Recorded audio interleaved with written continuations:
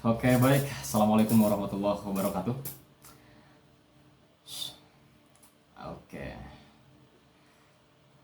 Shalom. Shalom, Om Swastiastu, Namo Buddhaya. Terima kasih teman-teman. Selamat malam kawan-kawan Fakultas Perikanan dan Ilmu Kelautan.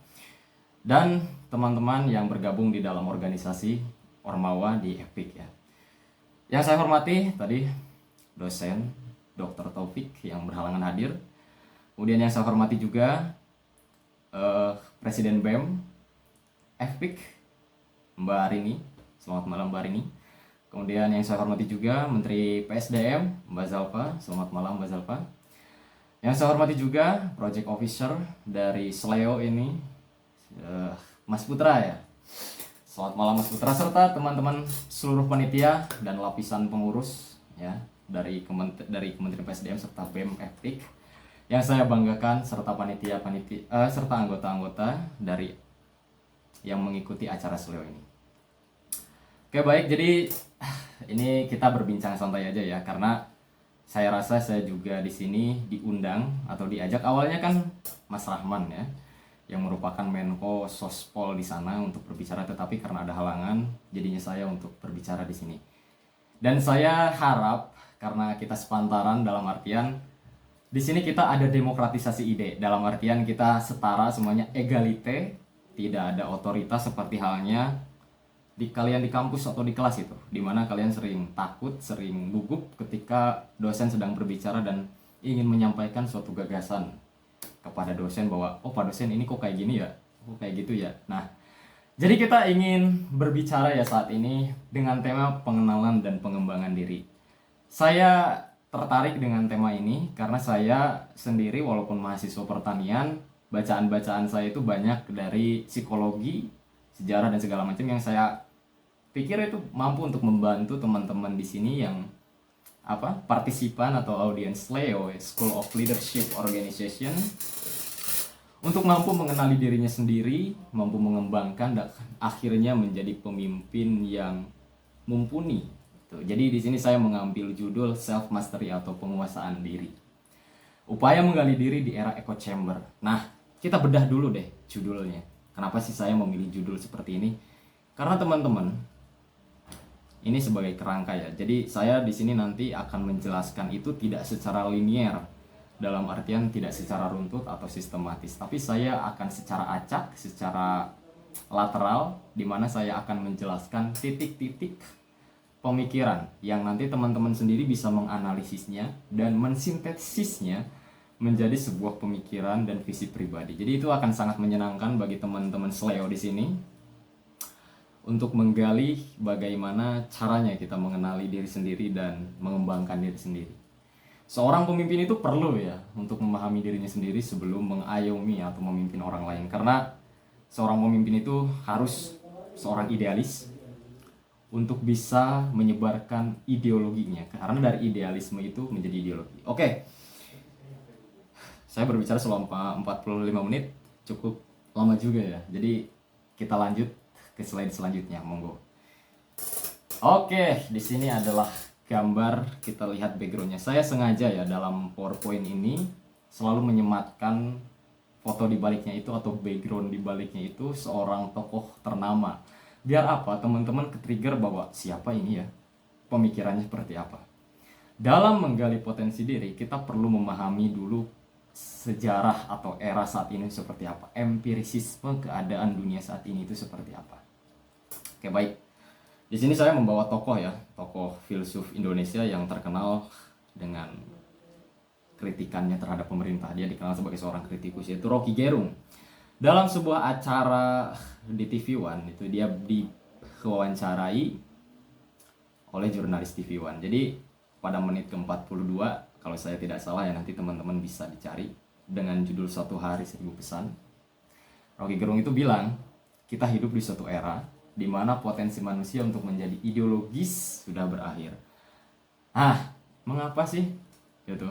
Dalam konteks kali ini, apa sih hubungannya dengan pengenalan diri sendiri? Oke, baik. Ideologis itu berarti memiliki segenap prinsip, segenap aturan. Nah, Ideologis itu merupakan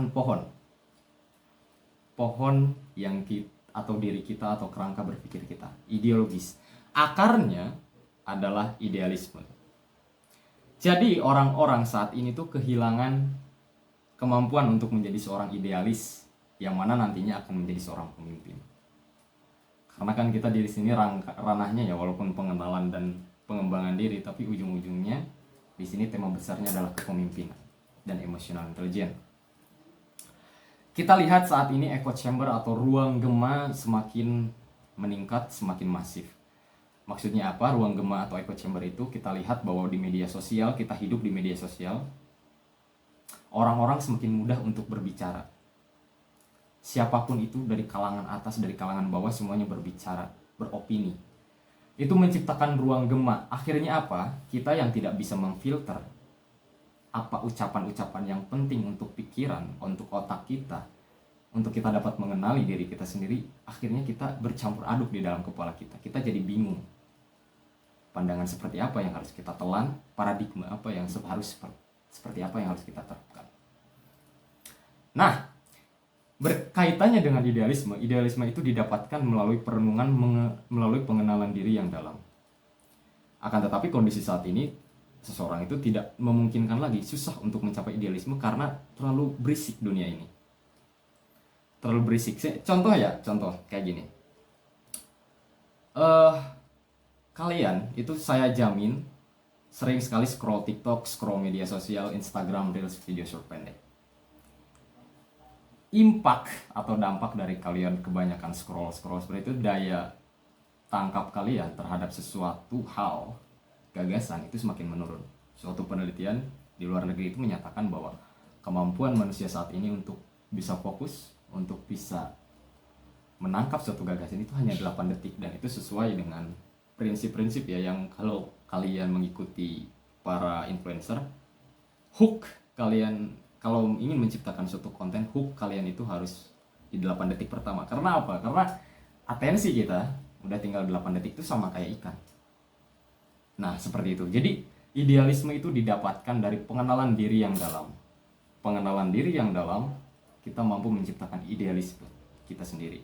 Lalu dari idealisme itu, kita mampu untuk menciptakan ideologis. Ideologis itu kita kembangkan lagi untuk mampu menjadi pemimpin dan memimpin orang lain. Kira-kira di slide pertama seperti itu. Oke, Mbak, silahkan lanjut. Apa pentingnya? Tadi saya belum menjelaskan diri saya kembali ya, saya belum reintroducing myself to the others in this room.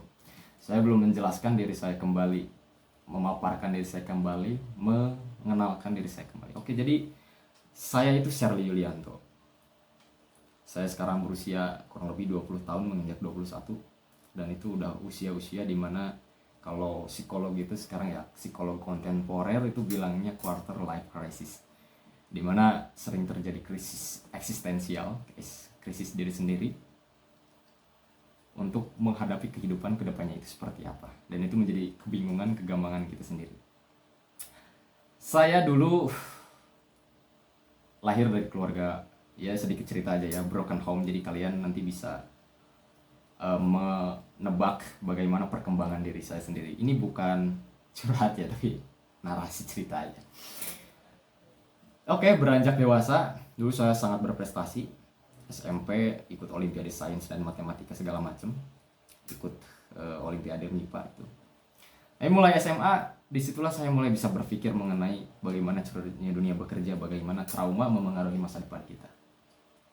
SMA saya mulai down, dalam artian eksistensi diri saya mulai saya pertanyakan kembali. Who I am?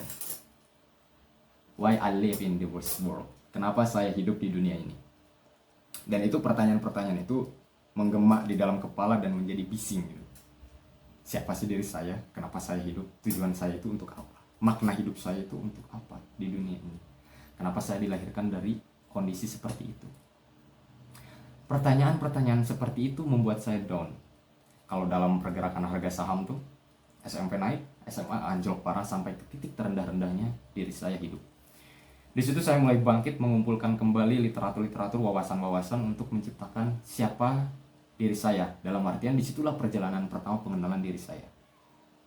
saya mulai mengenal berbagai macam pandangan hidup yang saya satukan menjadi visi saya sendiri saat ini. SMA saya mulai menemukan diri saya sendiri, dalam artian saya itu ternyata saya senang untuk memberikan kritik, saya senang untuk memberikan argumen, berbicara di depan orang lain. Mungkin itulah jati diri saya sebagai seorang public speaker. Saya dulu SMA nakal, dalam artian baru sebulan masuk udah 2 kali dipanggil oleh kepala sekolah gitu. Karena saya terlalu kritis, saya terlalu vokal menyuarakan permasalahan sistematis di sekolah. Beranjak kuliah juga sama. Saat ini saya di Faperta, kalau kalian tanya ke angkatan saya di agroteknologi, teman-teman mungkin nanti suatu saat main ke Faperta, tanya gitu ke anak-anak agrotek, tahu Sherly nggak? Itu pasti kalau misal itu, wah itu orang yang kritis tuh, sering berdebat sama dosen segala macam. Nah itulah salah satu penemuan jati diri, dan itu adalah idealisme, bahwa saya tidak takut untuk mengkritik orang yang lebih tua, mengkritik otoritas. Kalau memang salah ya salah gitu. Jadi disitulah idealismenya. Orang-orang kan bersikap pragmatis ya, dalam artian oh saya cari aman saja nih, biar apa, nilai saya aman, biar saya pitching dengan dosen aman. Tapi saya tidak seperti itu. Disitulah seorang pemimpin harus memiliki idealisme, bahwa kalau salah ya salah, benar ya benar, berdasarkan ide, gagasan yang dia percayai. Tapi itu berdasarkan rasio atau akal sehat ya. Oke, itu sekilas tentang introduction diri saya. Jadi kembali lagi, kita fokus ke slide. Apa penting mengenal diri sendiri? Tentu ya, mengenal diri sendiri itu bukan suatu akhir. Apakah ketika kita mengenal diri sendiri, kita itu udah matok bahwa Sherly ya Sherly, atau misal kita ambil Menteri PSDM nih, Zalpa ya Zalpa gitu. Tidak. Pengenalan diri sendiri adalah proses yang selalu berkembang, bahwa diri kita itu dinamis. Manusia itu adalah makhluk paling dinamis, kemarin dan saat ini tentu berbeda. Agile, fluid, itulah manusia. Perkataannya selalu berubah dari setiap detik ke detik. Nah, apa pentingnya mengenali diri sendiri? Pentingnya mengenali diri sendiri itu adalah berkaitan dengan penguasaan individu, penemuan individu. Ketika individu itu mampu untuk mengenal diri sendiri, otomatis nantinya akan berkembang, karena dia mengetahui apa yang kelebihan menjadi kelebihan dirinya sendiri, apa yang menjadi kekurangannya sendiri. Maka dia akan berpacu untuk lebih mendalami apa yang menjadi kelebihannya. Kemudian dari individu itu tentu ketika telah berpacu dengan apa yang telah menjadi kelebihannya, individu itu akan menjadi individu yang superior. Nah, individu yang superior tentunya akan menjadi seorang pemimpin. Itu sudah pasti, karena society akan melihat orang yang lebih dari dirinya dalam segi gagasan, pemikiran, emosional, dan segalanya. Bayangkan ketika Indonesia memiliki individu-individu yang mumpuni, seperti apa jadinya? Mungkin kita bisa lihat perkembangan ekonomi di Cina gitu. Karena individu ini akan membawa perubahan ekonomi ke depannya. Contoh, saat ini narasi kita itu kan Indonesia Emas 2045, yang mana poin terbesarnya itu adalah bonus demografi. Apa sih bonus demografi itu? Yaitu suatu kondisi di mana kita kelebihan atau cukup atau bahkan berlebih orang-orang atau manusia yang produktif. Nah, ketika individu-individu itu produktif dan mumpuni secara kualitas, maka kemajuan suatu bangsa, suatu negara, suatu komunitas pasti akan terjadi. Itulah pentingnya kita mengenal diri sendiri. Oke, jadi itu adalah, di sini kita introduction dulu ya. Kita memecah permasalahannya terlebih dahulu. Kenapa sih itu penting banget ya bagi teman-teman untuk bisa mengenal diri sendiri? Itu adalah garis besarnya ya teman-teman, untuk kemajuan bangsa. Tapi dalam segi mikronya, dalam ranah yang lebih kecil, saya akan membawa sebuah mungkin dalil kali ya, bahwa kalau di agama Islam kan kita tahu ya, barang siapa yang mengenal dirinya sendiri, maka dia akan mengenal Tuhan. Itu adalah dalil atau ucapan yang sangat terkenal dari kalangan para tasawuf gitu. Jadi begitu. Dan mengenal diri sendiri itu fragile, dalam artian selalu berkembang. Tadi saya katakan bahwa pengenalan diri sendiri itu bukan suatu akhir, tapi suatu proses sampai kita mati.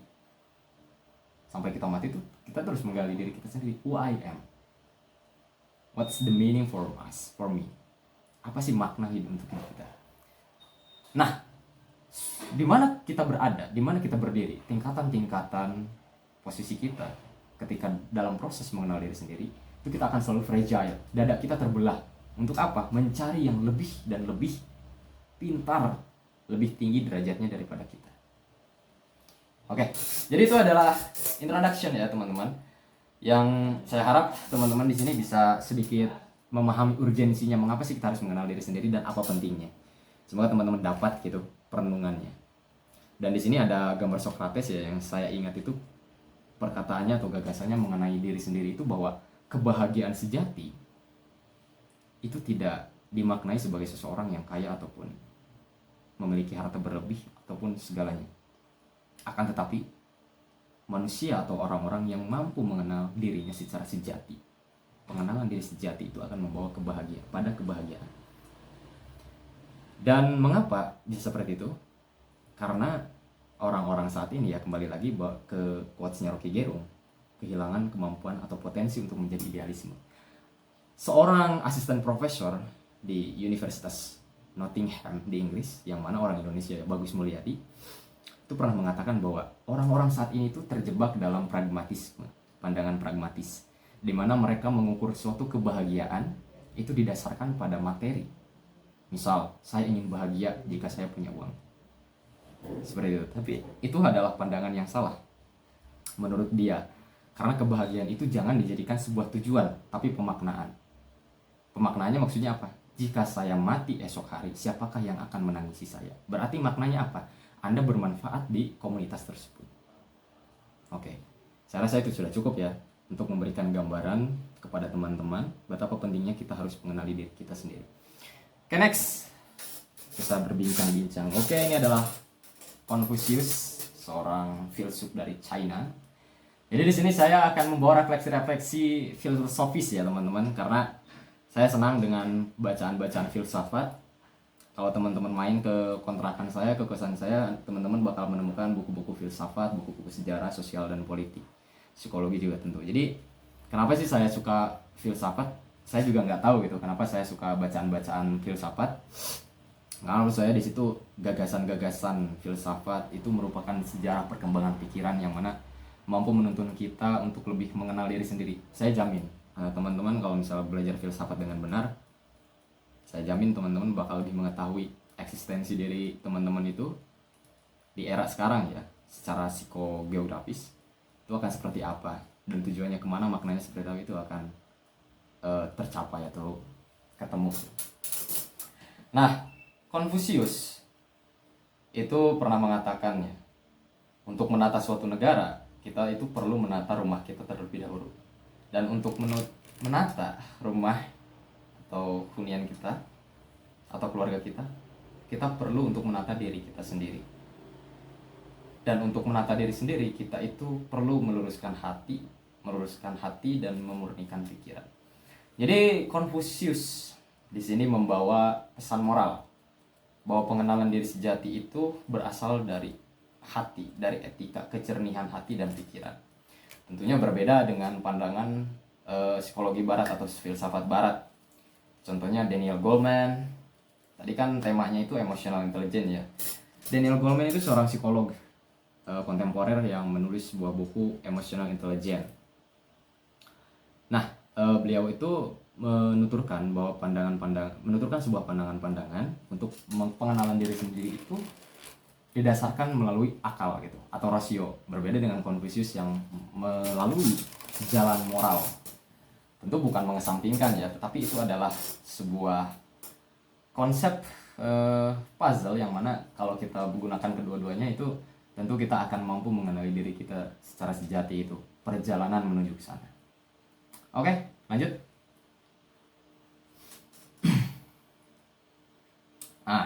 Jadi di sini saya membawa 13 slide ya, 15 slide sih. Cuman kan slide pertama itu pembuka ya, cover. Jadi sesuai pembuka aja. Dan bagaimana sih cara kita mengenali diri kita sendiri. Ini di sini itu cara-cara yang saya telah gunakan gitu dulu selama saya kehilangan eksistensi diri pas SMA. Saya bingung gitu, kenapa sih diri saya seperti ini? Siapa saya gitu? Siapa sih Sherly Yulianto itu? Nah, pengenalan diri itu terbagi jadi dua, teman-teman. Pengenalan diri secara eksoteris, itu teman-teman bakal mendengarkan kata-kata aneh kali ya.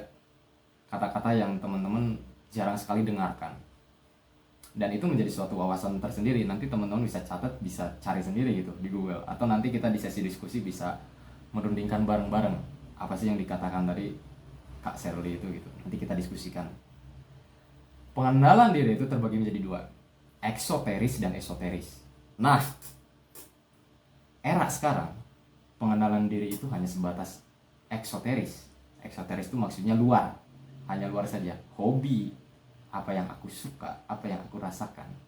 Tetapi pengenalan diri secara esoteris, secara mendalam, benar-benar mendalam ke dalam diri kita, itu contohnya ya, perenungan, mampu menjawab siapa diri kita, mampu menjawab makna, tujuan, dan mengapa kita hidup. Itu adalah dua jalur pengenalan diri, eksoteris dan esoteris. Esoterisme, pengenalan diri secara esoterisme itu banyak dilakukan oleh orang-orang terdahulu sebelum echo chamber ini merebak. Contohnya para filsuf, itu mereka mampu mengenali diri secara mendalam. Para sufi atau kekasih Tuhan seperti Jalaluddin Rumi, ahli tasawuf seperti Al-Ghazali, itu mereka adalah contoh-contoh dari orang-orang yang mampu mengenali dirinya secara esoterisme, secara mendalam, dan mampu memiliki idealisme serta prinsip dan ideologis. Dan ideologi yang mereka bawa sekarang itu kan menjadi pandangan hidup kita gitu, bahwa oh kita tahu nih ada pandangan-pandangan hidup yang besar. Contoh lagi dalam Islam itu kan ada 4 imam besar. Nah mereka adalah contoh dari orang-orang yang mampu mengenali diri mereka secara esoterisme, secara mendalam, dan mampu memberikan paradigma yang kita gunakan saat ini, mazhab Syafi'i, mazhab Hambali, dan semacamnya. Upaya untuk mengenali diri sendiri ya, saya juga tentu bukan seseorang yang mampu untuk saat ini mengenali diri secara esoteris, karena itu butuh perenungan yang mendalam, kontemplasi dan segala macam. Jadi ini hanya sebatas eksoterisme yang nanti teman-teman bisa kembangkan lagi bagaimana caranya kita mengetahui diri kita secara esoteris. Pertama itu ada MBTI test. Oh ya teman-teman udah tahu lah. MBTI test itu Myers-Briggs test gitu, yang dikembangkan pada awal abad ke-19. Jadi di MBTI itu ada 16 kepribadian, INTP, STP, ENTP, dan segala macamnya. Nanti teman-teman bisa tes sendiri ya. Itu salah satu tes yang untuk memberikan ya, salah satu untuk memberikan perspektif mengenai diri teman-teman. Sebenarnya apa sih minat saya, hobi saya seperti apa, kira-kira kedepannya saya harus menjadi seorang apa gitu. Contoh nih, saya pernah tes dan saya seorang ENTP atau pendebat. Berarti public speaking saya coba asah sebagai seorang pendebat gitu. Dan kebetulan kemarin juga sempat ikut lomba debat bahasa Inggris juga gitu, dan itu sebuah pengalaman ya. Walaupun saya takut, tapi coba untuk kita terjang gitu. Karena ini sedikit catatan kaki dalam buku Man's Search for the Meaning, ini buku ini teman-teman nanti bisa cari ya di Gramedia. Ini salah satu buku ini, Man's Search for the Meaning. Dalam buku ini ada sebuah teknik di mana paradoks niat paradoks. Jadi ketika teman-teman takut untuk melakukan sesuatu, disitulah sebenarnya teman-teman harus melakukannya. Dan itulah salah satu konsep pengembangan diri. Contoh nih, saya takut untuk berbicara di sini sebenarnya kemarin tuh. Wah man, ke arah man tuh. Saya takut buat berbicara nanti di Seleo, takut ke Seleo saya berbicara. Tapi si Rahman mencoba mengingatkan kembali bahwa lu kan pernah bilang ke gua niat paradoks, jadi lu harus coba, karena gua nggak sanggup untuk berbicara, saya nggak cocok katanya. Ya udah, gara-gara ke-trigger apa yang pernah saya ucapkan, si Rahman bilang lagi ternyata.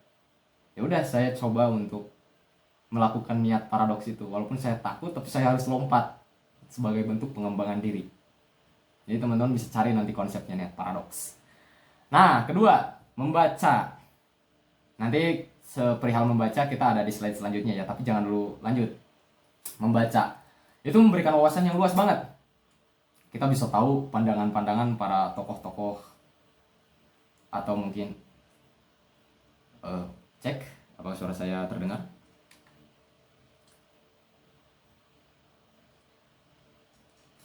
Oke. Kita bisa mengetahui pandangan-pandangan orang lain dalam buku ya. Kita bisa membaca novel dan segala macam. Tapi saya sarankan untuk teman-teman itu tidak membaca keseringan ya, membaca buku motivasi. Karena itu hanya pengingat saja. Tapi saya sarankan untuk teman-teman itu lebih membaca biografi dan sastra. Kenapa? Biografi itu memberikan pandangan dan kerangka berpikir dari seseorang atau tokoh besar. Kedua, sastra.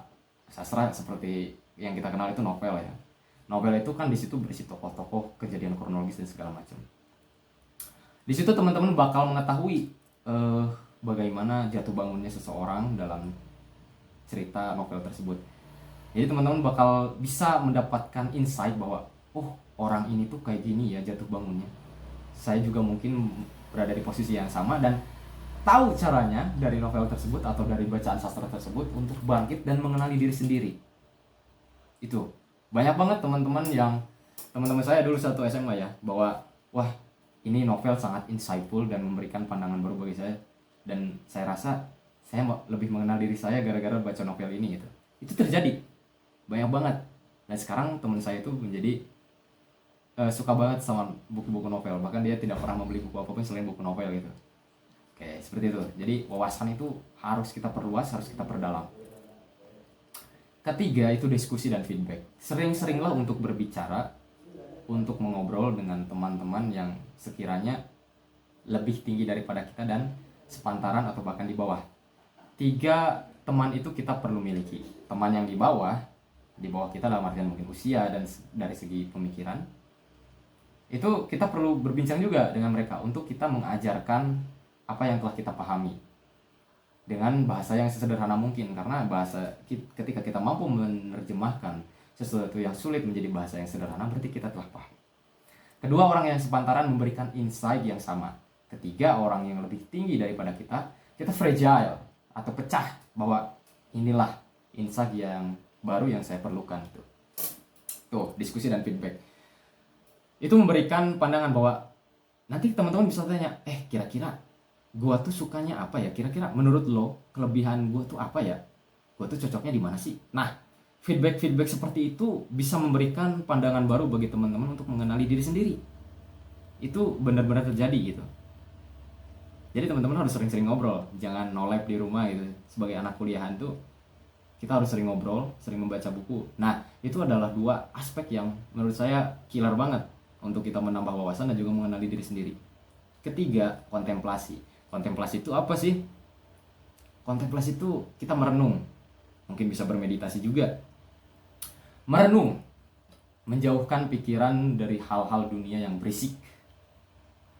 Dengarkan suara hati kalian. Dengarkan isi hati kalian itu seperti apa. Kemana saya harus melangkah? Apa yang harus saya kerjakan hari ini? Pikirkan eksistensi kalian, keberadaan diri kalian. Kemudian esensi diri kalian itu akan ketemu dengan sendirinya. Contoh, Nabi Muhammad SAW ya, ketika terjadi chaos di kota Mekah, beliau melarikan diri ke Gua Hiro. Untuk apa? Di situ kan dalam bahasa Arabnya saya tidak tahu ya, saya lupa. Tetapi secara bahasa modernnya itu kontemplasi atau merenung. Mengapa ini bisa terjadi di kota Mekah? Beliau memikirkan kembali eksistensi dirinya sehingga hadirlah wahyu. Jadi kita perlu memikirkan bahwa seorang pemimpin itu lahir ya, bukan hanya tiba-tiba dapat wangsit, dapat wahyu, tiba-tiba jadi pemimpin, tidak. Tetapi melalui proses, salah satunya kontemplasi ini, merenungkan. Why I live in this world? Kenapa saya hidup di dunia ini? Untuk apa? Pertanyaan-pertanyaan mendasar filosofis tersebutlah yang mampu menuntun diri kalian, teman-teman, untuk mampu ya, salah satunya, mengenali diri sendiri. Oke, lanjut. Kurangi distraksi. Tadi ya, kurangilah scroll TikTok, scroll Instagram segala macam yang menurunkan atensi atau perhatian kalian. Karena menurut penelitian, atensi manusia sekarang itu yang sering scroll TikTok itu hanya 8 detik, itu kayak ikan. Kalian mungkin baca buku ini yang tebalnya sekitar 300 halaman mungkin udah bosan gitu. Karena apa? Atensi kalian hancur. Dan itu menjadi penyebab kita gamang, kita bingung terhadap diri kita sendiri. Karena apa? Atensi kita, perhatian kita itu hancur. Video-video pendek itu mengacaukan diri kita. Karena pada dasarnya manusia tidak diciptakan untuk secepat itu. Otak kita itu memang diciptakan untuk efisiensi ya. Tetapi tidak seperti itu mekanismenya. Jadi kurangi distraksi, kurangi echo chamber di dunia maya yang berisik ini. Terakhir, journaling atau pencatatan ya. Kalian bisa untuk mencatat hal-hal yang mungkin sedang kalian pikirkan. Bisa menulis di laptop atau bahkan menulis secara pena gitu. Saya melakukan journaling sekitar udah 1 tahun ya. Jadi saya full di Microsoft Word saya itu ada journaling. Apa yang saya lakukan sebelum tidur tuh saya nulis dulu. Hari ini saya pergi berbelanja, hari ini saya pergi mandi jam segini, dan saya merasakan kebahagiaan karena saya telah melakukan hal-hal yang menurut saya hal itu besar dan bermanfaat bagi orang lain. Itu journaling memberikan evaluasi terhadap diri kita. Oh ternyata hari ini tuh saya merasa bahagia karena ini loh. Dari situ kalian akan mendapatkan hal-hal yang sederhana tetapi jarang dilihat. Karena pada dasarnya ketika kita tidak bisa mengaca, kita tidak mampu melihat mata kita itu seperti apa atau hidung kita itu seperti apa. Jadi sebagai bentuk evaluasi. 6 poin ini adalah pengalaman saya dalam mengenal diri sendiri gitu. Jadi ini yang saya lakukan di sini. 6 poin ini saya telah lakukan semuanya. Journaling saya tetap lanjut. Meskipun saya sekarang jurnalnya di Medium ya, di sebuah situs gitu. Kalian bisa cari nanti di Google, Sherly Yulianto, di situ ada Medium, karya tulisan-tulisan sederhana saja. Oke, lanjut.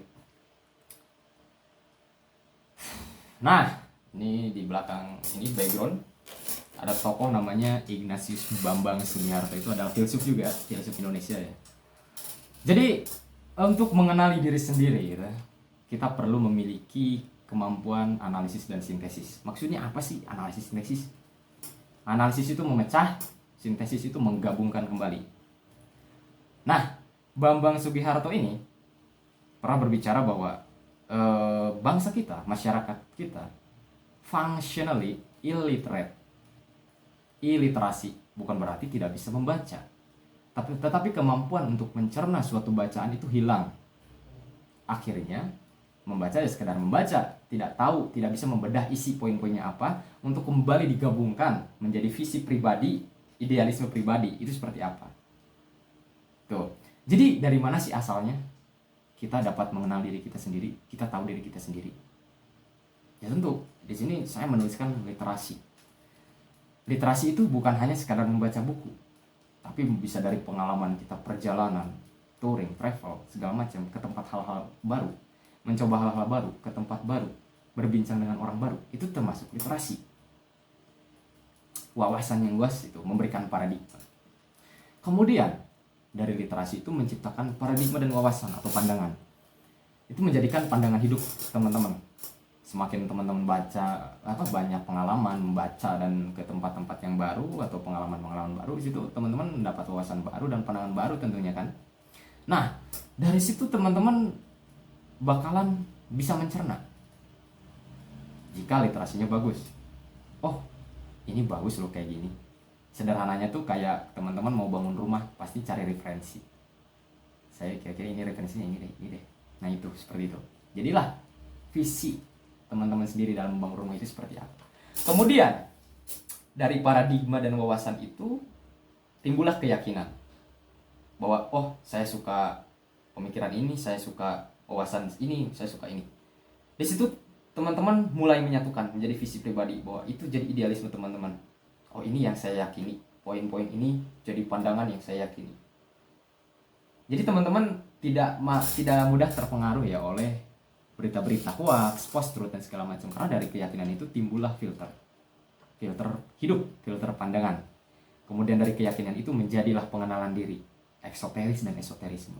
Tentunya eksoteris dulu, kemudian esoterisme seperti yang saya telah bicarakan tadi. Nah, ini masyarakat Indonesia functionally illiterate, tidak memiliki kemampuan analisis dan sintesis yang mumpuni, sehingga masyarakat kita itu mudah digiring karena tidak memiliki kemampuan yang dalam 4 ini tuh, circle 4 ini tuh kacau masyarakat kita. Jadi mudah tergiring, mudah untuk diarahkan kemana-mana. Ketika kita kenal diri kita sendiri bahwa kita akan mampu untuk ah ini mah nggak benar, saya udah punya prinsip. Nah itu. Lanjut. Oke.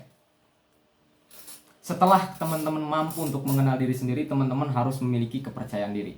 Itu udah pasti ya. Karena saya udah kenal diri saya sendiri kok. Apapun yang saya lakukan, kalau misalnya itu salah ya jadi evaluasi, kalau misalnya itu benar ya jadi pandangan baru, pengembangan baru bagi diri.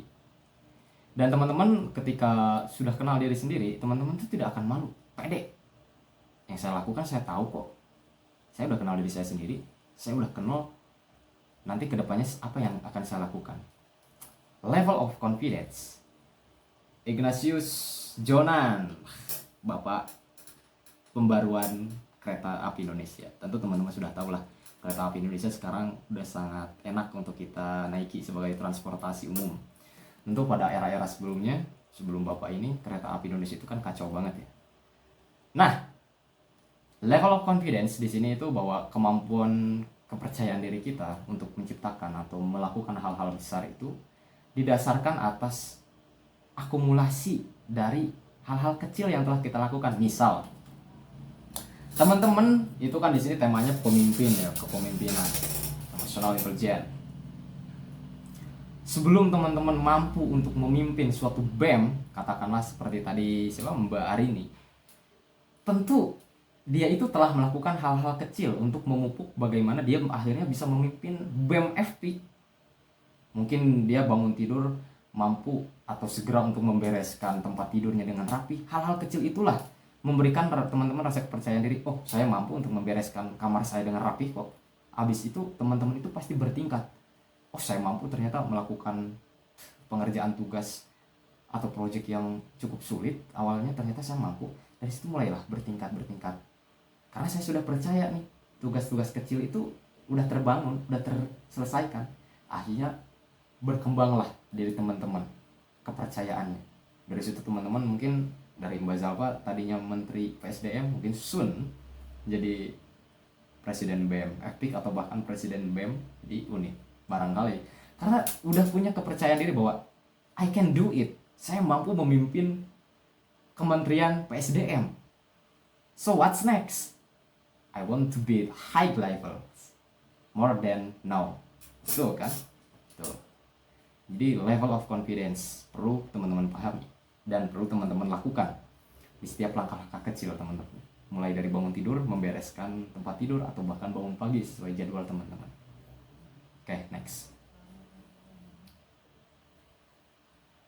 Nah, seperti yang saya katakan tadi, saya di sini membawa tokoh-tokoh hebat, tokoh-tokoh reflektif untuk sebagai referensi bahwa apa yang saya ucapkan itu tidak sekadar yapping gitu. Saya punya referensi yang jelas. Tokoh ini namanya Alfred Adler, seorang tokoh psikoanalisis besar dari 3 tokoh, yaitu Carl Jung dan Sigmund Freud. Apa yang dibawakan? Jadi apa kaitannya dengan pengenalan dan proses pengembangan diri? Jadi teman-teman, saya pernah membaca buku namanya Berani Tidak Disukai.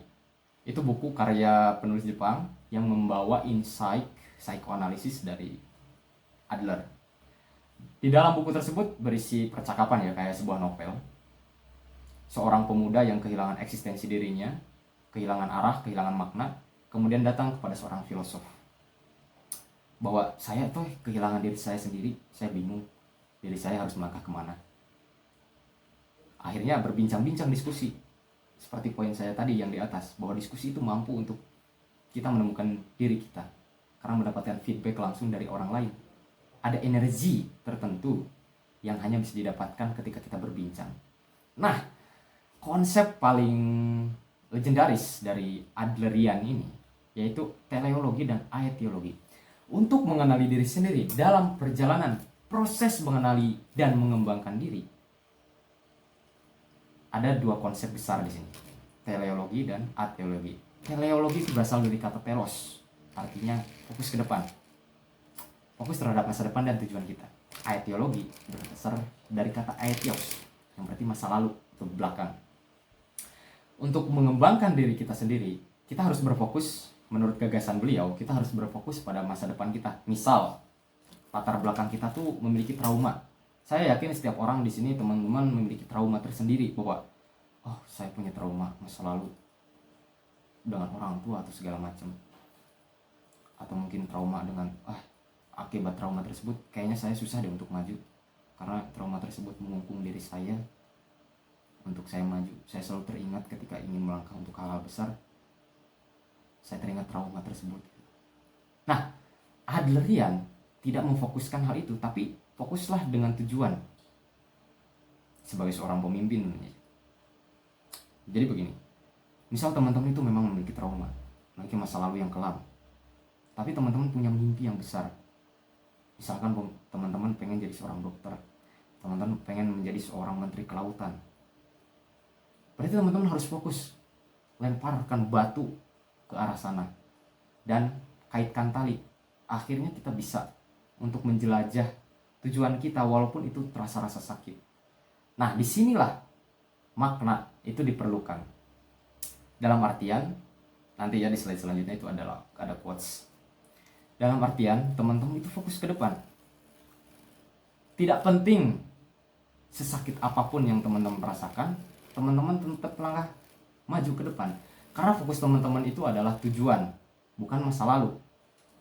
Nah, dalam tataran organisasi, dalam tataran kepemimpinan dalam suatu organisasi, hal ini tuh diperlukan ya, konsep teleologi dan aetiologi, di mana kita sebagai seorang pemimpin yang memimpin suatu organisasi atau komunitas itu terkadang kan, wah saya memiliki tim seperti ini, kira-kira saya mah gak bakal mampu kita mah buat mencapai hal-hal besar.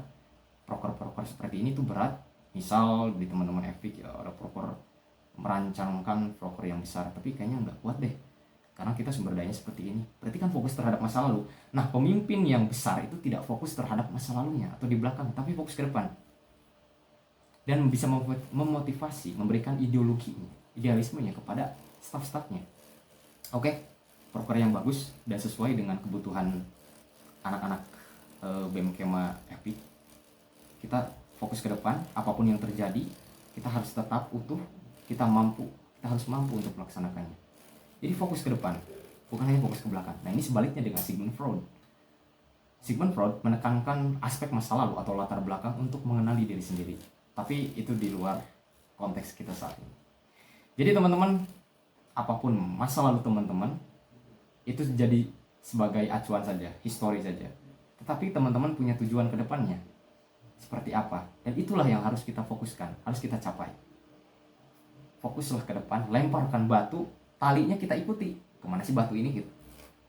Mungkin di depan ada buaya, ada gajah atau apapun, teman-teman akan terus mampu melangkah mengikuti tali yang teman-teman lemparkan pada seikat batu itu. Jadi itu poin utamanya. Oke, lanjut.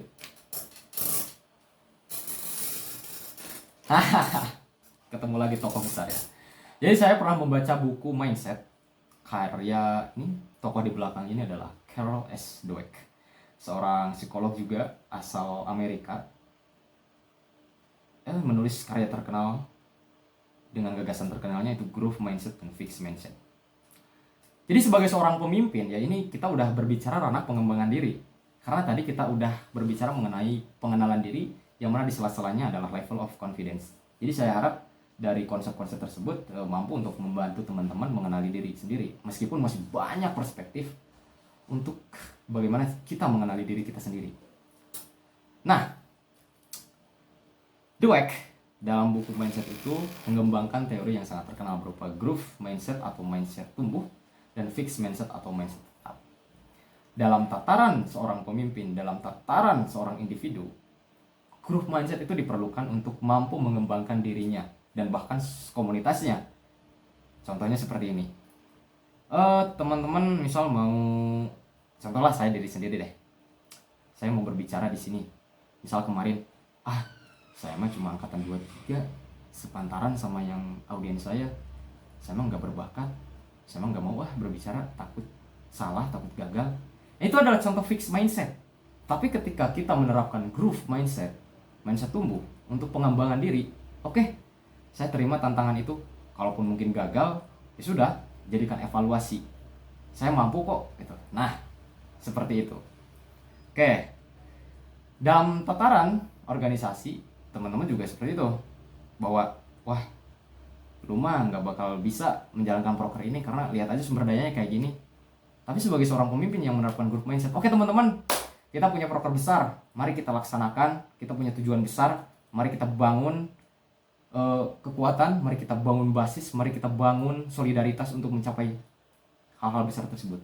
Itulah growth mindset dan fixed mindset. Jadi teman-teman di sini sebagai calon leader, calon pemimpin, harus bisa membedakan, harus bisa mengontrol diri sendiri. Ada dikotomi kendali kalau dalam filosofi stoicism. Fixed mindset dan growth mindset harus bisa dibedakan. Itu. Oke, saya kira cukup ya. Lanjut slide selanjutnya. Nah, strategi pengembangan diri. Tadi kita udah berbicara teori-teori ya dari tokoh-tokoh besar bagaimana mengembangkan diri.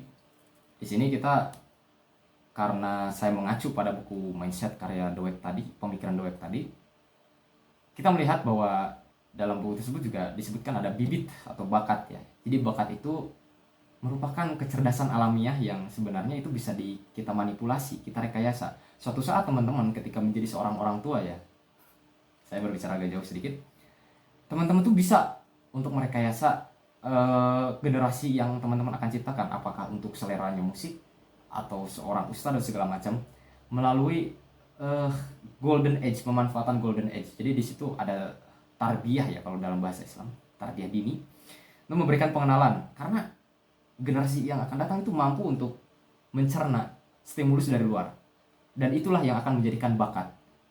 Contoh, teman-teman nih saat ini mungkin bakatnya masih ngawang-ngawang karena mungkin nggak diarahkan sama orang tuanya dulu di masa golden age gitu, di usia 0 sampai 7 tahun. Nah, disitulah akan timbulnya bakat. Kemudian lingkungan, tentu lingkungan menjadi faktor terbesar. 70% pengembangan diri kita itu dilandaskan oleh lingkungan. Sehat atau enggak sih, toksik atau enggak. Kalau dalam pesan yang lebih kuatnya, seberapa hausnya Anda, jangan pernah meminum racun. Nah, tentu teman-teman misal nih nggak punya circle, nggak punya apa, masuk circle nggak diterima karena mungkin teman-teman masih cupu atau segala macam. Teman-teman tuh jangan malah gabung sama circle-circle ya atau teman-teman yang toksik gitu. Itu karena akan mempengaruhi diri kita. Lingkungan itu berpengaruh besar terhadap diri kita.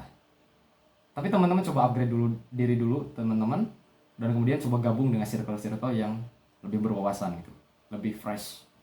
Nah, kemudian mindset atau pola pikir. Tadi growth mindset dan fixed mindset, teman-teman harus bisa membedakan dan memilih growth mindset gitu.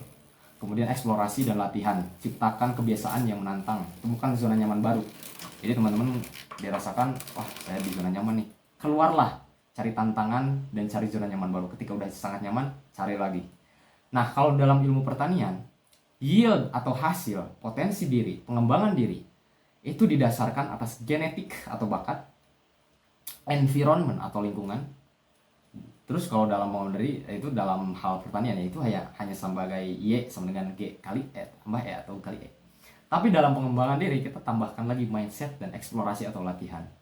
Jadi seperti itu, rumus pengembangan diri. Bahwa yield atau hasil dari diri kita suatu saat itu ditentukan oleh bakat, oleh lingkungan, oleh mindset, oleh eksplorasi dan latihan. Tapi ya perlu disclaimer dulu, bakat itu bukan sesuatu yang pasti. Bakat itu hanyalah bibit. Bibit itu akan tumbuh ketika lingkungannya bagus dan ketika diberi stimulus berupa mindset dan latihan. Jadi seperti itu, teman-teman bisa menangkap abstraknya seperti apa. Oke, lanjut. Jadi setelah pengembangan diri, umumnya kita juga mengalami stres gitu. Karena apa? Karena dalam mengembangkan diri tentunya kita menghadapi stres, menghadapi tekanan. Contoh, saya disuruh mengisi acara di sini nih, di Sleo. Bagaimana caranya supaya saya tidak kesleo nantinya ketika berbicara, tidak salah, tidak gugup. Saya tentu di situ mendapatkan pressure, mendapatkan tekanan. Saya stres. Aduh, gimana ini supaya saya bisa berbicara lancar nanti di hadapan teman-teman? Karena ini adalah first time I'm public speaking in the external public. Nah, kita perlu belajar juga coping mechanism atau cara pengendalian stres dan pencarian makna hidup. Filsuf asal Jerman, filsuf kontemporer Friedrich Nietzsche pernah mengatakan bahwa orang atau dia yang memiliki alasan mengapa untuk hidup dapat menanggung atau bagaimana hampir semua hal. Balik lagi tadi ke konsep teleologi ya teman-teman, ketika punya tujuan, teman-teman tuh harus punya alasan. Mengapa sih harus mencapai tujuan itu? Untuk apa? Misal, membanggakan kedua orang tua, atau mau untuk membahagiakan pasangan. Nah, alasan-alasan tersebut teman-teman harus ciptakan. Untuk apa? Untuk memperkuat teman-teman mencapai tujuan. Jadi bagaimanapun nanti ada tantangan, ada musibah yang menimpa teman-teman, teman-teman tuh nggak anjlok, nggak kehilangan eksistensi diri, benar-benar bisa bangkit lagi cepat. Oke, saya di sini dihancurkan oleh Tuhan, dalam artian diberi musibah, diberi tantangan, diberi cobaan. Tapi saya punya alasan yang kuat untuk mencapai apa yang telah saya jadikan tujuan. Jadi saya harus cepat-cepat bangkit. Saya harus cari kembali jalan. Itu. Nah, juga sebagai pemimpin, kadang-kadang ya kita terlalu bingung tuh. Kita punya visi besar, tapi melihat lagi sumber daya segala macam. Nah, teman-teman sebagai pemimpin itu dalam organisasi, tataran organisasi atau komunitas harus punya alasan yang kuat. Mengapa saya jadi pemimpin? Mengapa saya disuruh menjadi pemimpin? Mengapa saya ditunjuk jadi pemimpin? Apa yang saya punya? Alasan apa? Kira-kira mereka tuh melihat saya tuh memiliki tujuan seperti apa? Pandangan hidup seperti apa? Alasan-alasan tersebut harus teman-teman cari. Supaya apa? Ketika memimpin itu teman-teman kan otomatis pasti banyak kritik, pasti banyak celaan, ocehan, hinaan segala macam. Tapi teman-teman tetap tidak goyah, tetap pakem pada prinsip. Balik lagi, teman-teman udah kenal diri sendiri, udah punya idealisme, udah punya ideologi teman-teman sendiri. Jadi apapun ombak yang menerjang teman-teman, karang kalian tuh udah kuat banget. Nah, ada salah satu konsep dalam buku dari psikolog Viktor Emil Frankl, yaitu logodrama. Nah, kadang-kadang kita sebagai pemimpin itu selalu, atau sebagai individu itu selalu membandingkan diri kita dengan orang lain. Wah, pemimpin dari BM Vikes mah PSDM-nya gini, udah gini. Sering dibanding-bandingin. Jadi kehilangan jati diri lagi, eksistensi dirinya dipertanyakan kembali. Kok dia bisa ya? Seperti itu, rumput tetangga itu selalu lebih hijau. Nah, untuk mengatasi hal itu, stoikisme tentu udah sangat terkenal untuk mengatasi permasalahan seperti itu. Tapi untuk kita bisa melihat kembali ke dalam diri kita sendiri, oke, saya tidak boleh terganggu, terdistraksi oleh apa yang pemimpin tersebut telah laksanakan, telah lakukan, individu itu telah lakukan. Ada sebuah konsep bagus dalam psikologi Viktor Emil Frankl, yaitu logodrama, di mana kita perlu merasakan kesusahan orang lain, merasakan kehidupan orang lain, atau memaknai kehidupan orang lain, supaya kita mampu untuk ternyata saya hidup di sini juga sebagai pemimpin suatu tataran organisasi, suatu komunitas di sini ternyata berguna. Staf-staf saya juga bangga dipimpin oleh saya. Jadi seperti itu. Dan berkaitan dengan coping mechanism dan pencarian makna hidup ya, teman-teman bisa nanti membaca ya biografinya Viktor Emil Frankl, yang mana merupakan penyintas dari Holocaust, pembantaian Yahudi oleh Nazi di Jerman. Dan ini adalah salah satu tokoh psikologi yang mampu berhasil hidup karena berdasarkan tadi pemikiran Nietzsche, karena dia punya alasan mengapa untuk hidup, sehingga dia dapat menanggung beban pembantaian Yahudi oleh Nazi. Nah, di situ dia dapat hidup dan selamat meskipun dengan tantangan hidup, tidak makan beberapa hari, cuaca dingin, tanpa baju dan segala macam. Jadi teman-teman sebagai seorang individu itu harus mampu menemukan kembali makna, mengapa sih saya itu harus seperti ini gitu. Contoh sederhananya ya, mengapa sih saya join Sleo gitu. Teman-teman mungkin mempertanyakan hal itu. Mengapa sih saya join Sleo? Ngapain sih mendengerin ocehan gitu dari pembicara? Buat apa sih? Teman-teman cari alasannya. Bakal berguna gak sih gitu. Nah, tantangannya apa? Rasa malas, terdistraksi sama IG sama segala macam. Tapi di situ teman-teman karena punya alasan bahwa saya ingin maju, saya ingin menjadi leader di sebuah komunitas organisasi. Siapapun yang berbicaranya, nanti tantangan itulah kecil lah, saya mampu untuk menghajarnya. Kira-kira gambarannya seperti itu ya. Oke, lanjut. So, what's next? Apa selanjutnya? Setelah ini, ketika teman-teman menjadi seorang pemimpin, yang berawal dari pengenalan diri sendiri, pencarian makna diri sendiri, kemudian idealisme, kemudian ideologis, kemudian mengembangkan diri sendiri, kemudian mengembangkan level kepercayaan, sehingga di tataran komunitas atau society itu teman-teman dipandang, wah ini orang ini lebih bagus daripada kita, gue berani bertaruh, ini pemimpin yang gue harapkan. Akhirnya apa? Teman-teman akan menjadi seorang pemimpin. Dari seorang pemimpin itu lari menjadi apa? Bagian dari masyarakat madani atau sipil. Dalam buku Sosial Kontrak karya Jean-Jacques Rousseau, masyarakat madani atau pemimpin itu merupakan seseorang yang diberikan amanah oleh rakyat dalam tataran BEM-FPIK, tentunya oleh masyarakat kampus FPIK itu tersendiri. Misal Mbak Zalfa nih, oke, jadi Menteri PSDM, mungkin dari saran dari teman-teman mahasiswa yang lain, dari segala macam. Nah, sebagai seorang pemimpin, teman-teman suatu saat harus mampu untuk mematuhi kesepakatan umum, mampu untuk memberikan keadilan bagi segenap masyarakat di semua kalangan, atas maupun bawah. Maksudnya begini, contohnya di tataran pemerintahan Indonesia saat ini, kita lihat pemerintahan Indonesia bisa dibilang chaos. Karena apa? Tidak memenuhi, tidak mampu untuk mengimplementasikan kontrak sosial tersebut berdasarkan kehendak umum. Kehendak umum itu ya kemauan masyarakat kita seluruh Indonesia. Tapi ternyata itu dilanggar. Masyarakat, kehendak umumnya dilanggar oleh pemerintah, oleh masyarakat madani yang hanya mengandalkan, yang hanya memberikan perhatiannya terhadap elite-elite atau oligarki. Tentu masyarakat yang luas, masyarakat atau rakyat itu tidak mendapat perhatian atau keadilan. Nah, teman-teman sebagai seorang pemimpin suatu saat harus mampu untuk memberikan keadilan, rasa aman, kesejahteraan bagi masyarakat kelas atas ataupun masyarakat kelas bawah, si miskin dan si kaya. Si kaya mungkin memberikan bantuan kepada Anda seorang pemimpin suatu saat berupa donasi untuk kampanye segala macam. Tapi teman-teman harus bisa bersikap adil kepada masyarakat bawah yang juga menjual suaranya untuk Anda. Gitu. Harus bisa bersikap adil. Dalam tataran universitas atau kampus ya tentunya harus bisa bersikap adil terhadap teman dekat dan mungkin yang bukan kalian kenal. Tapi dalam satu ranah bahwa mereka juga bagian daripada rakyat saya. Tuh. Kemudian seorang pemimpin juga menanggung beban peradaban seperti para nabi, para filsuf dan segala macam. Mereka adalah orang-orang yang tersadarkan, tercerahkan. Melihat kondisi sosial seperti saat ini, tentu orang-orang yang terdidik menjadi seorang pemimpin itu resah dan sedih. Kok sosial kita seperti ini ya? Kok society kita seperti ini ya?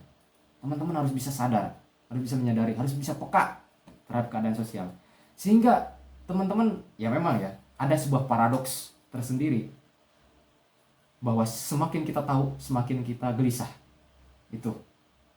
Nah, teman-teman juga, pemimpin itu kan orang yang pasti terdidik, pasti mengetahui hal-hal yang tidak diketahui oleh masyarakat biasa, oleh mahasiswa biasa. Jika teman-teman jadi pemimpin, jadi menteri PSDM, menjadi BEM, ketua BEM, presiden BEM, disitulah teman-teman yang jadi pemimpin itu memiliki tanggungan peradaban mahasiswa FPIK. Apa sih masalah-masalah di BEM FPIK ini atau di KBM, keluarga besar mahasiswa FPIK? Masalah-masalah di mahasiswa mengenai sumber daya mahasiswa itu seperti apa sih? Dengan teman-teman mengetahui, sebagai pemimpin itu mengetahui, sadar dan peka, oke, mari kita laksanakan masalah-masalah ini, kita cari solusinya, kita selesaikan. Itulah beban peradaban dalam mikrokosmos dunia berupa di universitas. Namun tentunya balik lagi, sebelum teman-teman menyelesaikan masalah secara mikrokosmos, tentu harus mikro-mikro lagi, yaitu diri kita sendiri, melalui pengenalan diri dan pencarian makna dan pengembangan diri. Oke, lanjut. Nah, ke tataran yang lebih luas lagi, setelah menjadi pemimpin, teman-teman tentunya akan berkecimpung dengan dunia organisasi. Di sini saya akan mengenalkan bentuk organisasi yang mungkin ya bisa jadi inspirasi gitu. Karena kita tahu bahwa sistem organisasi di kita itu berdasarkan dari hierarkis. BEM, wakil BEM, menteri-menteri, staf-staf, itu kan hierarkis, piramid. Tapi ada salah satu konsep yang menarik berupa agile organization. Agile itu yang sebelah kanan ya, yang berbentuk lingkaran itu seperti sel. Hierarkis itu yang kiri. Nah, di sini memberikan kemudahan dalam kita beradaptasi perkembangan zaman, perkembangan permasalahan. Karena permasalahan-permasalahan itu begitu fluid, begitu dinamis, begitu cepat berkembangnya. Contoh kalau misal dalam tataran universitas, dalam tataran kampus, fakultas, setiap kali ada permasalahan itu akan cepat diselesaikan melalui agile governance. Contohnya, misal nih PSDM. Ya teman-teman, di PSDM tuh salah satu stafnya memiliki gagasan bahwa tentang sosial politik itu, wah kok kondisi negara kita kayak gini, gue punya gagasan seperti ini, ayo kita rundingkan dengan staf-staf lain di Kementerian Sosial Politik dan mungkin Adkesma, langsung membentuk suatu badan untuk langsung membetulkan suatu permasalahan itu, cari solusinya secepat mungkin. Nah di situ tanpa adanya bukan persetujuan dari atasan, tapi atasan itu hanya sebagai fasilitator tanpa harus meminta otoritas. Berbeda kalau misal hierarkis kan kita harus perlu persetujuan kepada menteri, persetujuan lagi ke presbem. Tapi dalam proses agile organization, it's very different. Kalian akan mampu cepat beradaptasi di tengah perkembangan zaman. Dan kita tahu bahwa dalam tataran teknologi saja, setiap 8 jam itu ada perubahan teknologi mengalami novelty atau kebaruan. Dan tanpa agile governance in this era, di era sekarang, kita akan lambat untuk menyikapi permasalahan-permasalahan. Teman-teman nanti bisa tonton ya, ini hanya sekadar pengantar saja mengenai agile governance di salah satu channelnya Dr. Indrawan Nugroho. Dia adalah founder dari SIAS gitu. Oke, lanjut. Kita masuk ke conclusion ternyata ya. Jadi pengenalan diri itu bukan hasil atau bukan final. Selagi kita hidup ya kita terus berusaha untuk mengenal diri kita sendiri. Dan nanti teman-teman ketika dalam sesi diskusi, Mas seberapa atau Kak Shirley, seberapa kenal Mas Shirley dengan diri Kak Shirley sendiri? Oh tentu saya tidak bisa menjawab seberapa kenal diri saya sampai sejauh ini, karena saya belum mati. Nah, sampai seseorang itu mati, sebelum dia meninggal, proses mengenal diri sendiri itu terus berlanjut, dinamis. Lalu bagaimana seseorang itu punya prinsip? Ya tentu prinsip itu selalu berubah-ubah, tergantung situasi, kondisi, psikografik juga. Setiap kali kita berkembang, kita menemukan lapisan baru di dalam diri kita. Maka pengembangan diri sejati itu bukan sekedar naik ke atas, seperti level of confidence, tapi ke dalam, ke diri kita. Kalau dalam falsafah Sunda, orang Sunda ya, kalau ada orang Sunda di sini pasti tahu. Lumampah ulah bari ngalengkah. Maksudnya apa? Berpergian itu tidak harus sambil berjalan. Maksudnya dari perkataan itu, maksudnya untuk kita berpergian jauh dalam ini bahasa filosofis ya, kita tidak perlu melangkah, kita tidak perlu berjalan, cukup merenung, menyelami diri kita sendiri. Karena diri kita sendiri itu adalah mikrokosmos dari dunia ini. Diri kita itu layaknya samudra. Semakin kita menyelami lautan dalam diri kita, semakin kita mampu untuk mengenali diri kita sendiri. Dan dalam ranah kepemimpinan, pengenalan diri itu merupakan fondasi. Karena pemimpin itu adalah orang yang mengenali dirinya lebih baik daripada rata-rata orang yang saat ini dipimpin. Dan seorang pemimpin perlu mengetahui bagaimana perkembangan dunia ini atau psikogeografi. Psikogeografiknya seperti apa? Kita hidup di Indonesia, psikologisnya seperti apa? Kita hidup di Amerika tentu berbeda. Dan ada salah satu quotes dari komposer Jerman yang bernama Wolfgang von Goethe. Individu atau manusia yang tidak mampu untuk mempelajari sejarah 3000 tahun yang lalu, itu berarti dia tidak menggunakan akalnya secara penuh. Maksudnya apa? Sebagai seorang pemimpin, kalian harus belajar sejarah. Entah itu saat ini calon pemimpin atau saat ini sedang jadi pemimpin, perlu untuk mencapai sejarah. Karena ada paradoks dalam sejarah. Semakin dia mengenal masa lalu, mengetahui masa lalu, dia akan lebih mengenal masa depan. Seperti cermin. Dan tatarannya dalam konteks universitas atau kampus, organisasi di kampus, ketika kalian mengetahui katakanlah sejarah PPP itu dulu seperti apa sih, sejarah dari organisasi itu seperti apa, kalian akan mampu kedepannya, oh kita saat ini fasenya seperti ini, mirip dengan fase seperti dahulu, mungkin polanya akan sama. Jadi sejarah itu selalu berulang, bukan kejadiannya tapi polanya. Dan pemimpin harus paham untuk mengenali pola-polanya. Pola-pola sejarah itu seperti apa. Kita hidup itu berdasarkan apa yang sebenarnya telah terjadi dahulu. Dan kalau kalian membaca sejarah dengan baik, cukup baik, itu ada sebuah cermin peradaban. Yang kalau agama Kristen mungkin menyebutnya sebagai Yesus. Kalau di Islam Nabi Isa. Jadi kelahiran Nabi Isa itu merupakan cermin peradaban. Periode saat ini ada yang mengatakan dalam buku sejarah dunia yang disembunyikan itu mirip dengan periode di mana Nabi Ibrahim atau Raja Babilonia saat itu eksis atau berdiri. Kita lihat berhala-berhala, dan berhalanya sekarang berbeda, tapi tetap esensinya sama. Disitulah ketika mempelajari sejarah tersebut sebagai seorang pemimpin tentunya mampu untuk memimpin rakyat, memimpin staf-stafnya akan kemana arah kita. Dan itu adalah kelemahan pemimpin kita saat ini. Seperti membawa kapal yang memang akan pecah gitu ya. Tidak tahu, tidak bisa membaca peta ke arah mana kita akan berlayar. Itulah kekurangan pemimpin di Republik ini. Karena pengenalan diri berujung pada negara ujung-ujungnya, state. Seperti itu. Jadi teman-teman, kenali diri sendiri, kenali idealisme dan bentuk ideologi, karena idealisme adalah akar dan ideologi adalah pokok.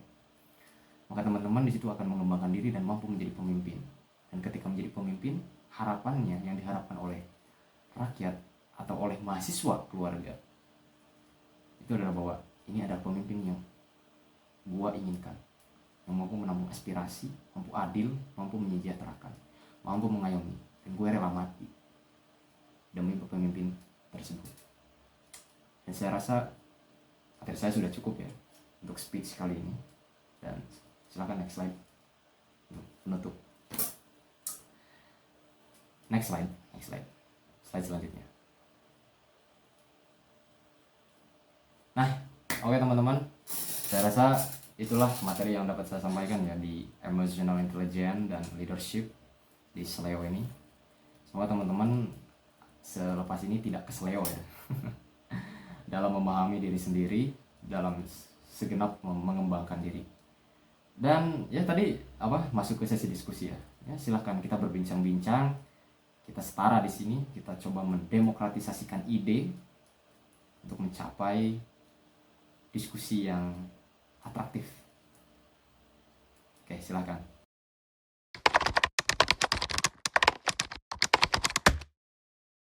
Ini langsung jawab. Oke, sama-sama. Ini langsung jawab aja ya, biar saya nggak lupa. Oke, jadi bagaimana kita bisa berekspresi secara bebas di lingkungan kita? Mungkin saya menangkapnya lingkungan kita itu unsur kali ya, untuk kita bisa berekspresi bebas. Mungkin begitu, Muhammad? Oh, Indonesia, tataran yang lebih luas. Berekspresi ya. Tentu dalam berekspresi itu kita perlu wawasan terlebih dahulu. Anda ini gini, saya mau pakai insight-nya Pak Gita Wirjawan, bahwa semakin Anda membaca wawasan, semakin Anda memperluas wawasan, Anda akan mampu untuk bisa berbicara. Dan satu lagi, Anda latihan untuk berbicara, public speaking, bisa di depan cermin ataupun berbincang-bincang dengan setiap orang. Nah, kaitannya dengan kebebasan berekspresi, emang ya di Indonesia itu kan feodalismenya masih kuat, dalam artian gini, lu nggak punya otoritas, ngapain sih ngomong gitu? Pasti dikucilkan. Mental di kita itu mental kepiting. Dalam artian mental kepiting tuh kayak gini. Misal di kelas ya, kalian punya pandangan yang berbeda, pasti ngapain sih anak? Kok berbeda gitu? Atau misal dalam ranah organisasi kampus, kita itu mau menyampaikan hal yang berbeda, kebebasan berekspresi, itu pasti ragu-ragu. Karena apa? Empiris atau fakta di lapangan itu ketika kita berbeda, kita diskeptis gitu sama teman-teman. Ngapain sih lu kok berbeda? Nah itulah mental kepiting. Mental kepiting itu maksudnya apa? Ketika ada salah satu kepiting yang ingin beranjak dari sebuah baskom, itu kepiting lain tuh yang di bawah tuh menarik kembali si kepiting yang mau loncat. Dalam artian ketika kita mau keluar dari zona nyaman, kita mau mengembangkan diri, itu terhalang oleh teman-teman, oleh lingkungan kita sendiri. Nah, kebebasan berekspresi di Indonesia itu memang dibatasi oleh feodalisme, oleh lingkungan yang memang kurang sehat. Nah, cara untuk kita bisa mengembangkan kebebasan berekspresi dalam ranah mengembangkan diri, mengenali diri, itu tadi saya sudah jelaskan. Konsep fundamentalnya berupa apa? Perkuat wawasan kita dari bacaan, dari pengalaman kita traveling, dari pengalaman kita bertemu dengan orang-orang yang lebih dari kita, sebagai bagian dari diri kita yang fragile gitu. Dari situ akan timbul paradigma atau pandangan baru, akan timbul keyakinan, dan timbul idealisme atau prinsip hidup, dan suatu keyakinan bahwa Anda udah kenal loh diri sendiri. Karena dari pandangan-pandangan, dari beberapa keyakinan, dari beberapa pandangan menjadi suatu keyakinan melalui konsep analisis dan sintesis dari Bambang Sugiharto tadi. Jadi kebebasan berekspresi nanti akan menciptakan kepercayaan diri bahwa lah, saya kan udah tahu diri saya gitu. Maksudnya saya udah tahu apa yang saya akan bicarakan. Entah itu nantinya salah atau benar, saya tidak peduli. Karena jika itu benar akan menjadi insight, dan jika itu salah akan menjadi evaluasi. Dan saya akan tetap yakin pada pandangan saya sampai ada seseorang yang membuktikan bahwa pandangan saya itu salah. Nah, feodalisme di kita itu masih kuat. Orang yang salah itu dicaci makinya ampun, minta ampun. Jadi teman-teman di sini harus belajar. Feodalisme itu apa sih? Hierarki. Ketika kita tidak punya otoritas, kita itu nothing gitu. Nah, kebebasan berekspresi. Kalau misal udah punya wawasan yang luas, ada keyakinan, ada prinsip, ada sebuah kepercayaan atau keyakinan atau belief. Ketika Anda berbicara, oke, kebebasan berekspresi, oke. Karena Anda udah yakin apa yang Anda bicarakan. Anda udah kenal dengan apa yang Anda akan bicarakan. Tujuannya jelas. Tadi, teleologis tadi. Apapun tantangannya, cemoohan dan segala macam, Anda bisa untuk menghindarinya. Ada juga dikotomi kendali dalam filsafat stoicism. Anda tidak perlu menghiraukan komentar orang lain yang di luar kendali. Anda kendalikan diri Anda sendiri untuk bisa berekspresi. Kira-kira seperti itu. Bagaimana? Tolong jawab. Atau mungkin ada diskusi lain?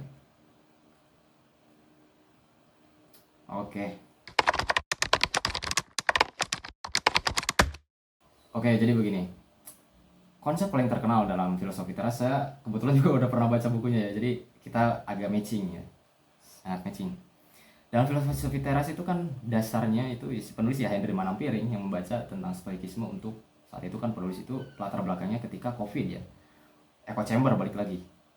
Sebagai seorang pemimpin tentu harus mampu mengendalikan dirinya sendiri.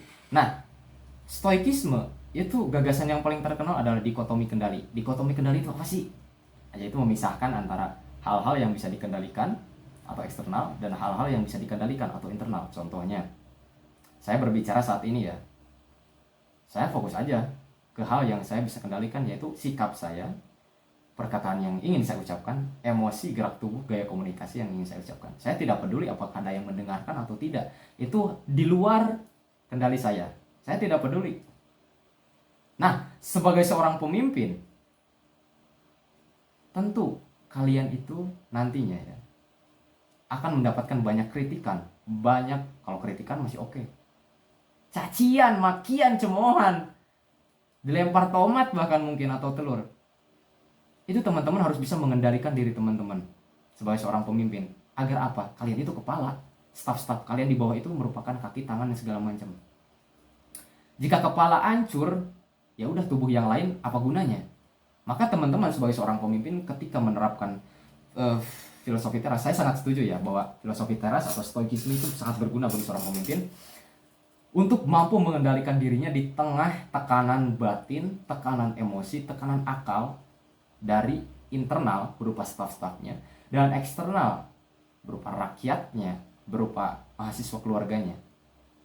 Karena sebagai seorang pemimpin tentu kalian itu akan menciptakan sebuah public policies atau kebijakan. Misalnya seorang menteri PSDM nih Mbak Zalfa, oke teman-teman, kita ada proker seperti ini, acuannya gini. Pasti ada kritik nanti ya.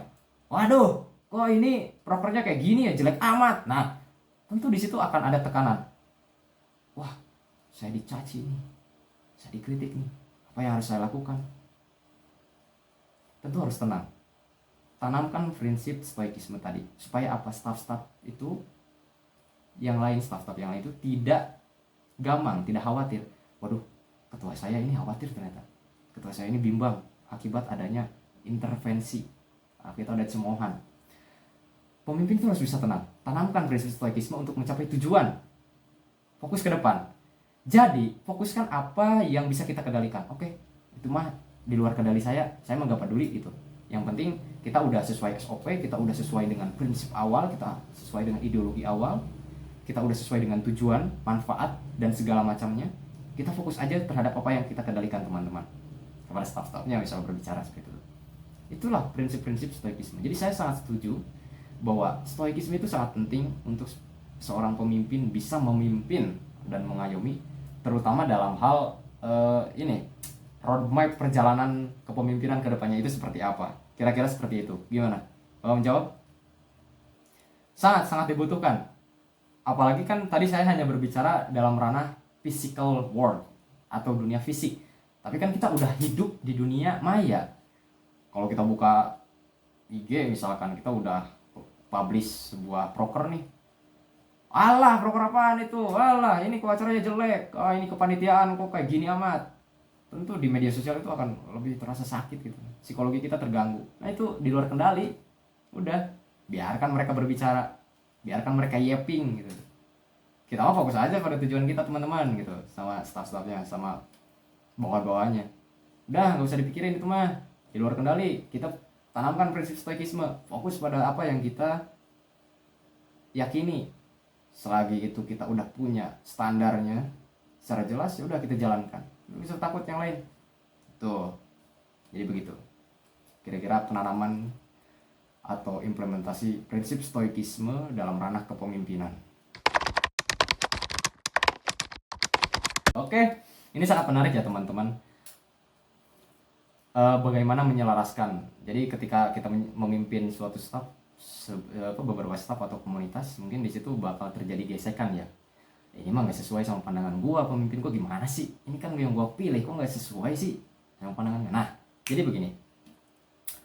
Sebagai seorang pemimpin, itu kan tadi pengenalan diri itu akan menciptakan suatu idealisme atau akar dari kerangka berpikir kita. Idealisme itu akan menciptakan ideologi. Ideologi itu sebuah pohon. Contohnya kayak gini ya.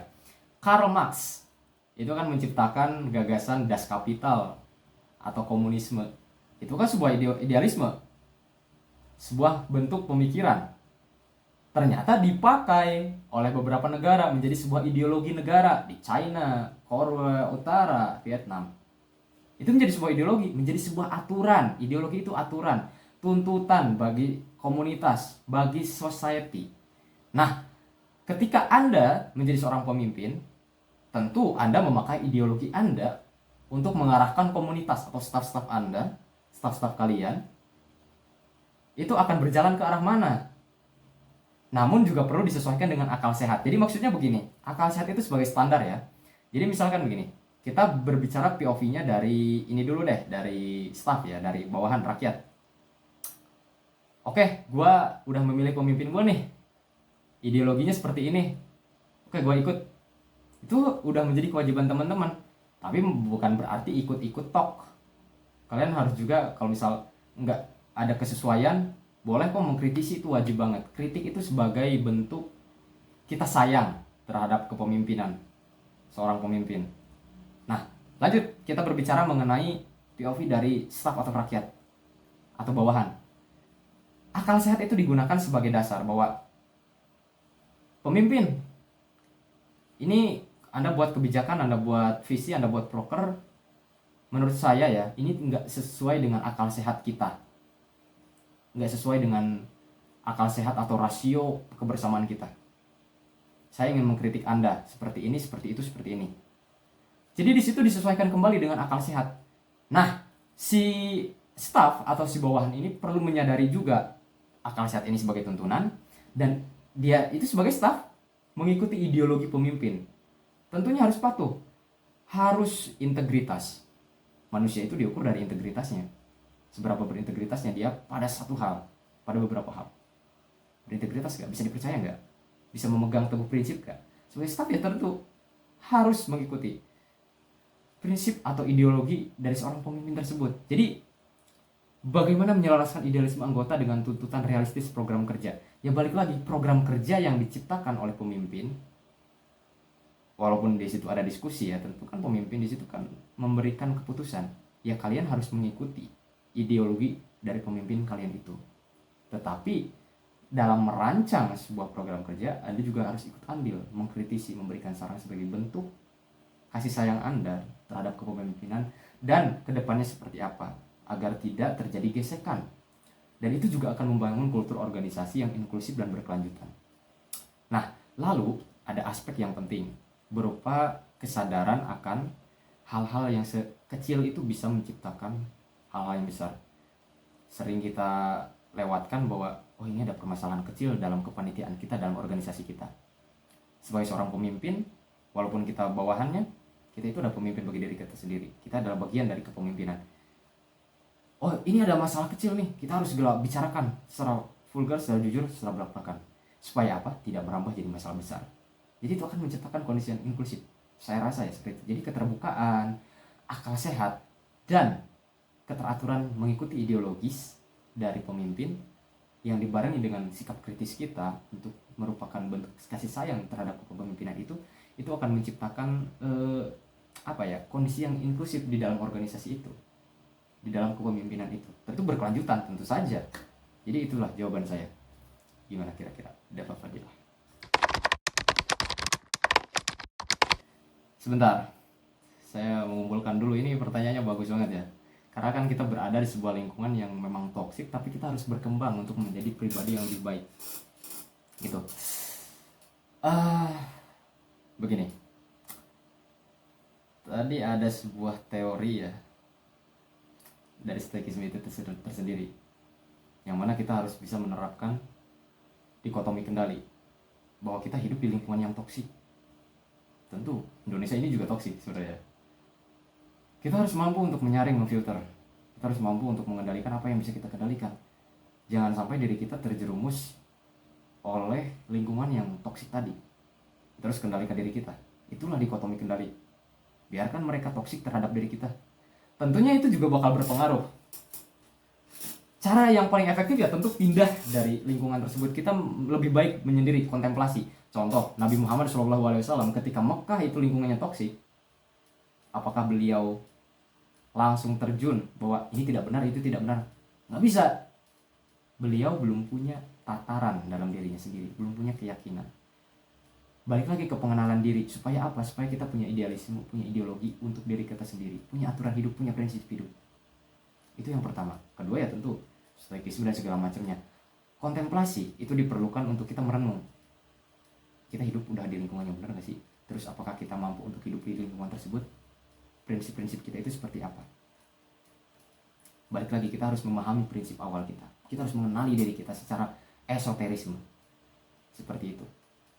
Sehingga dari kita kenal diri kita sendiri dan kita memahami diri kita sendiri secara esoteris, itu akan berujung pada mereka yang akan berubah, terpengaruh oleh diri kita. Karena ada pepatah dari filsafat timur bahwa ketika saya pintar saya ingin merubah dunia, tapi ketika saya bijak ternyata saya hanya perlu atau ingin mengubah diri saya sendiri. Jadi dalam tataran ketika kita berada di lingkungan yang toksik, ya pertama kita harus cari tahu prinsip kita dulu. Kita kuatkan patok untuk kita berpegang teguh pada diri kita, pada hal-hal yang menurut kita baik. Kemudian kita kembangkan gagasan-gagasan pendukung seperti stoikisme dan segala macam tadi. Kita berkontemplasi, tanaman stoikisme segala macam untuk menyadarkan diri kita dari lingkungan yang toksik. Terus kita perdalam, kembangkan diri, pemahaman diri secara esoteris. Maka dengan sendirinya kita mampu untuk memberikan inspirasi bagi lingkungan yang toksik ini, sehingga lingkungan yang toksik tadi bisa lebih baik, bisa berubah 180 derajat. Contohnya adalah Nabi Muhammad itu sendiri. Dengan dia awalnya bukan seorang nabi, ketika melihat dan sadar bahwa ada beban peradaban di pundak saya, akhirnya dia berkontemplasi di Gua Hiro, dan kembali lagi dia mencoba untuk membawa ajaran-ajaran yang didapatkan, katanya wangsit atau wahyu. Sama, itu adalah proses yang sama yang dapat kita lakukan untuk bertahan di tengah-tengah lingkungan yang toksik, atau bahkan ingin merubah lingkungan yang toksik itu. Idealisme. Rasulullah juga seperti itu, Nabi Muhammad juga seperti itu, punya idealisme bahwa saya mendapatkan wahyu, saya mendapatkan pemikiran, gagasan baru, saya harus bisa bertahan di lingkungan toksik ini, bahkan harus bisa merubah, menyebarkan agama Islam. Kira-kira seperti itu jawaban reflektifnya. Gimana?